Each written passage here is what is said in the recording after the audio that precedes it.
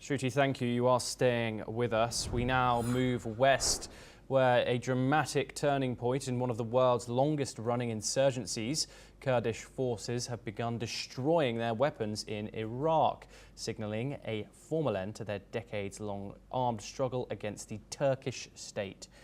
At a symbolic ceremony near the ancient cave of Kasyan, 30 fighters of the Kurdistan Workers' Party, or PKK, laid down rifles, a machine gun and even a rocket launcher before a cheering crowd.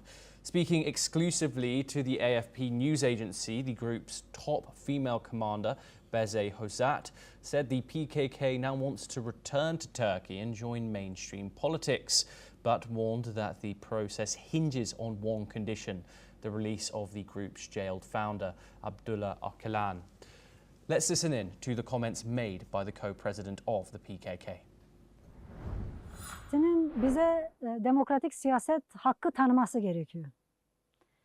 Bizim özgürce Türkiye'de, Bakü Kürdistan'da örgütleme hakkımızın olması gerekiyor.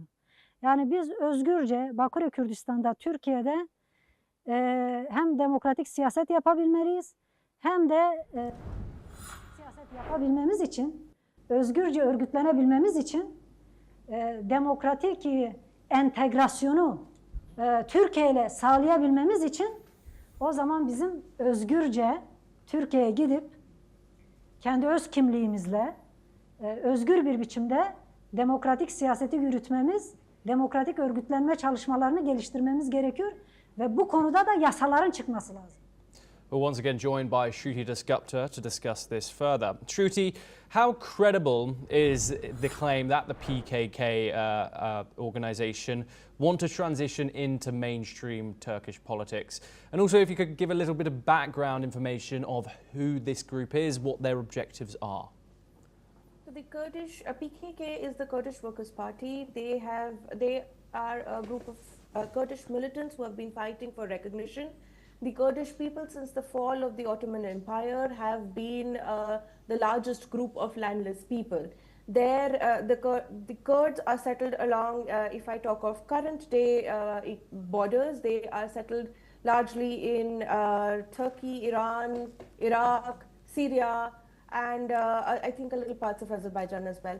So this is the region that they occupy. For Turkey itself, when in 1994, when they started asserting more presence, they wanted an autonomous region for themselves. They faced aggressive military aggression, and hence it developed into a militancy versus military standoff between Turkey and the Kurds.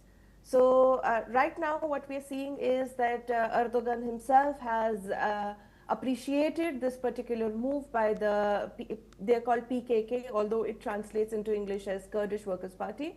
So the PKK are putting down their weapons, and this is being appreciated by Erdogan and the other Turkish administration. They feel that this would put an end to at least 4 decades of militancy in the region.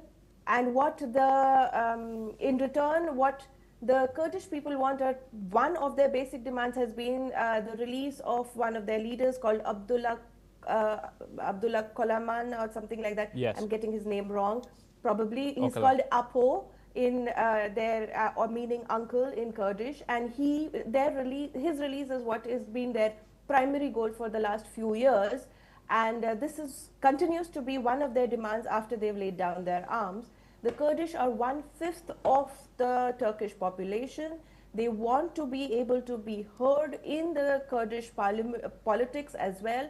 And the US, Israel, West, EU, everybody has recognized their position as an indigenous group, a large group of people, landless people, and they are supporting their fight for relevance in the region. So in this particular manner, Turkey is trying to appease them. They're looking at it favorably, and hopefully these people will get their voice in the politics of Turkey rather than just on paper and laying down of arms. Shruti Dasgupta, thank you very much.